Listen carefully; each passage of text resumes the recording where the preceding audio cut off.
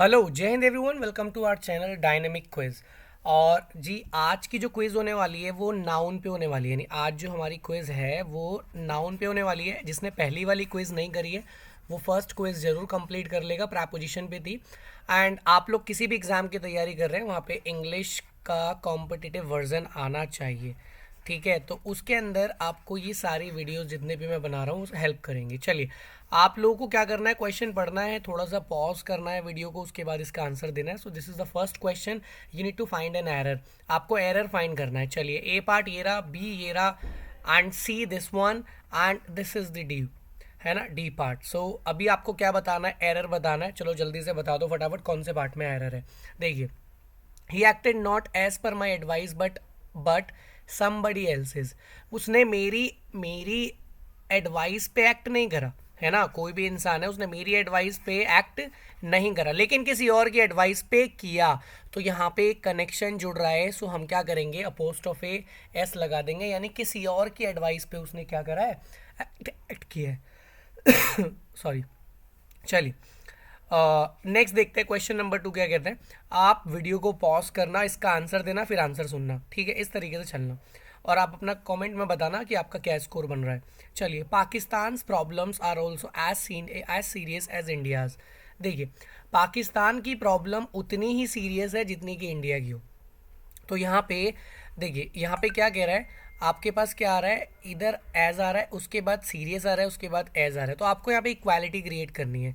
यानी इसका कंपैरिजन किससे किया जा रहा है, इंडिया से नहीं किया जा रहा, इंडिया की प्रॉब्लम से किया जा रहा है। तो यहाँ पे हम क्या लिखेंगे, इंडिया, इंडियाज लिख दो, प्रॉब्लम भी लिखने की जरूरत नहीं है। आपको अपोस्ट्रोफी लगाओगे और एस लिख दोगे। बोलो बात क्लियर है। सो कौन से पार्ट में एरर था, डी पार्ट में यहाँ पे गलती थी। चलो नेक्स्ट पे आते हैं। ये हमारा क्वेश्चन नंबर 3 है। When I reached at the gate, जब मैं गेट पर पहुंचा, when I reached at the gate of his house I found his locking up the gate. कि जब मैं उसके गेट पे पहुंचा तो मैंने देखा वो गेट को लॉक कर रहा था। तो ये ठीक लिखा हुआ है, पास्ट इंडेफिनिट टेंस है, ये भी ठीक लिखा हुआ है। आप नॉर्मली अगर सेंस पे जाओगे तो गलती यहाँ पे नजर आएगी। यहाँ पे क्या हो जाएगा, आई फाउंड हिम। क्यों, फाउंड एक ट्रांजिटिव वर्ब है, इसको क्या चाहिए होता है, ऑब्जेक्ट चाहिए होता है। और ये हिज क्या है, ये एडजेक्टिव है। ये कौन सा एडजेक्टिव है, पोजेसिव एडजेक्टिव है। बात समझ में आ रही है। जैसे माई हो गया, योर हो गया, हिज हो गया। तो यहाँ पे एडजेक्टिव नहीं आएगा, यहाँ पे क्या आएगा, ऑब्जेक्ट आएगा। तो ऑब्जेक्ट क्या हो जाएगा, हिम हो जाएगा। चलिए, क्वेश्चन नंबर 4 देखते हैं क्या कहता है। Many of the question appeared in the question paper were too difficult. So video को पॉज करना, इसका आंसर देना। सबसे बड़ी बात यहाँ पे लिखा हुआ है मैनी, और मैनी के बाद हमें क्या चाहिए होता है, प्लूरल नाउन चाहिए होता है। तो यहाँ पे जो अगर प्लूरल नाउन देखा जाएगा तो यहाँ पे क्या हो जाएगा, मैनी क्वेश्चंस हो जाएगा। क्या हो जाएगा, मैनी ऑफ द क्वेश्चंस। इससे एक तरीके का क्वेश्चन और आता है एग्जाम में, आप ये याद रखना, मैनी को इस तरीके से भी लिखा जा सकता है, मैनी आ क्वेश्चन।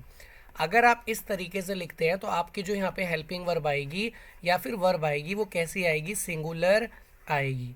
बोलो बात क्लियर है। मैं कह रहा हूँ many a question is asked, are नहीं आएगा। सो या तो आप इस तरीके से, एग्जामिनर इस तरीके से लिखेगा या ऐसे करके लिखेगा। देखिए जी नेक्स्ट क्वेश्चन, क्वेश्चन नंबर 5।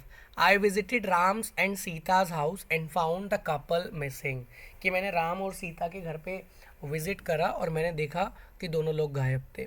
तो जब हम कभी भी दो अपोस्ट्रोफी नहीं लगाएंगे जब हम पेयर के बारे में बात करते हैं, तो यहाँ पे राम एंड सीता जो है अलग अलग लोग नहीं है, एक ही है, कपल है। तो यहाँ पे हम क्या लिखेंगे, राम एंड सीताज लिख देंगे, राम एंड सीताज हाउस। बोलो बात क्लियर है। गलती कौन से पार्ट में हो जाएगी, बी पार्ट में हो जाएगी। चलो क्वेश्चन नंबर 6 देखते हैं क्या कहता है। All the girls students are advise to attend the meeting positively. ऐसे केस में हम क्या करते हैं, यहाँ पे ये जो स्टूडेंट्स है ये नाउन का काम कर रहा है। किसका काम कर रहा है, नाउन का। उससे पहले आप एक और नाउन नहीं यूज़ करेंगे, उससे पहले आपको एडजेक्टिव लगाना पड़ेगा। और एडजेक्टिव हम किसको बना देंगे, हम गर्ल को बना देंगे। किसको बना देंगे, गर्ल, क्योंकि एडजेक्टिव का प्लूरल तो होता नहीं। तो यहाँ पे क्या हो जाएगा, ऑल द गर्ल स्टूडेंट्स, यानी जितनी भी लड़की छात्राएं हैं। बात समझ में आ रही है। इस तरीके के कॉन्सेप्ट पे ध्यान रखना, ऐसे भी क्वेश्चंस एग्जाम में पूछे जाते हैं। ए ऑप्शन में यहाँ पे जो है वो एरर है। ठीक है, चलो वीडियो को पॉज करना, इसका आंसर देना, चलिए देखते हैं। She gave me two important informations I had been waiting for the last 2 months। Grammar वगैरह सब कुछ ठीक है, मैंने आपको बताया है शुरू में। यहाँ पे नाउन से रिलेटेड आपको एरर मिलने वाला है, इसके बाद मैं मिसलेनियस भी लेके आऊँगा। तो यहाँ पे क्या लिखा हुआ, इन्फॉर्मेशंस। ये अनकाउंटेबल नाउन है। ये कैसा नाउन है, अनकाउंटेबल। और अनकाउंटेबल नाउन का प्लूरल नहीं होता है। क्या नहीं होता है, प्लूरल नहीं होता है। But still we can make them plural. कैसे, हम ये लिख सकते हैं two important pieces of information. हम लिख सकते हैं two important pieces of, and उसके बाद क्या आएगा, ये प्लूरल नहीं बनेगा, ये बन जाएगा इंफॉर्मेशन बन जाएगा। बोलो इतनी बात क्लियर है। तो यहाँ पे गलती क्या हो जाएगी, बी ऑप्शन में गलती हो जाएगी। इंफॉर्मेशन एक अनकाउंटेबल नाउन है, इसको प्लूरल नहीं लिखते हैं। क्वेश्चन नंबर 8 देखिए, द टीचर ऑफ इंग्लिश, ठीक लिखा हुआ है। टीचर ऑफ इंग्लिश होता है, इंग्लिश टीचर नहीं होता है, ठीक है। The teacher of English gave him a homework to complete that by night positively. Teacher of English ने एक होमवर्क दिया। होमवर्क एक अनकाउंटेबल नाउन है। होमवर्क हम कभी ये नहीं बोलते आज मुझे 2 होमवर्क मिले हैं, नहीं बोलते। तो ये अनकाउंटेबल नाउन है। अनकाउंटेबल नाउन से पहले ना तो ए आता ना ही एन आता। तो यहाँ पे जो गलती है वो इस वाले ऑप्शन में है, यानी बी ऑप्शन में एरर है, ठीक है। चलो आगे बढ़ते हैं। नेक्स्ट क्वेश्चन, क्वेश्चन नंबर 9 देखिए क्या कहता है। She could not complete even the 2/3 of the book owing to her busy schedule. तो ऐसे क्वेश्चन में हम क्या करते हैं, ध्यान से समझिएगा। पहले तो आप लोग इसका आंसर दीजिए वीडियो पॉज करके, एंड उसके बाद अब समझिए। देखिए जब हम फ्रैक्शन लिखते हैं नाउन में, अगर यहाँ पे लिखा हुआ है 1/3, तो हम इसको ऐसे करके लिखेंगे 1, एंड उसके बाद हम क्या लिख देंगे, 3rd लिख देंगे। बोलो बात क्लियर है। लेकिन जैसे ही आपका न्यूमरेटर यानी ऊपर वाली वैल्यू 1 से ज़्यादा हो जाती है, यानी 2/3 लिखा हुआ है, तो हम इसको इस तरीके से लिखते हैं। हम इसको 2/3 तो लिखेंगे, 2/3 लिखेंगे। बोलो बात क्लियर है। ऐसा सब जगह चलेगा। 1/10 लिखा हुआ है तो 1/10 हो जाएगा, लेकिन जैसे ही 2/10 हो गया तो 10 हो जाएगा। बोलो बात क्लियर है। तो यहाँ पे गलती कौन से पार्ट में हो जाएगी, 3rd में, यानी बी ऑप्शन में गलती है, और ये क्या बन जाएगा, ये 3rds बन जाएगा। आई होप आप ऐसे क्वेश्चन में कभी गलती नहीं करोगे। चलो जी क्वेश्चन नंबर 10 देखते हैं। All the women teachers are agitating against the haughty attitude of the principal. Haughty attitude का मतलब क्या हो गया, थोड़ा अकड़ में रहना, मतलब एक नेगेटिव एटीट्यूड है ना। तो सारे के सारे जितने भी वुमेन टीचर्स हैं, देखिए वुमेन लिखा हुआ है, जैसे वो गर्ल स्टूडेंट वाला था, तो ये सिंगुलर है, एडजेक्टिव का काम कर रहा है, यानी महिलाएं अध्यापक। तो बिल्कुल ठीक लिखा हुआ है। इस क्वेश्चन में नो एरर है ना, क्योंकि यहाँ पे लिखा हुआ है वुमेन, एंड ऑल और द का यूज़ भी ठीक है, एंड उसके बाद प्लूरल लिखा हुआ है। अगर वो यहाँ पे इस तरीके से लिख देता एग्जामिनर, विमेन लिख देता, तो हम गलती चेक कर लेते और ये गलत हो जाता।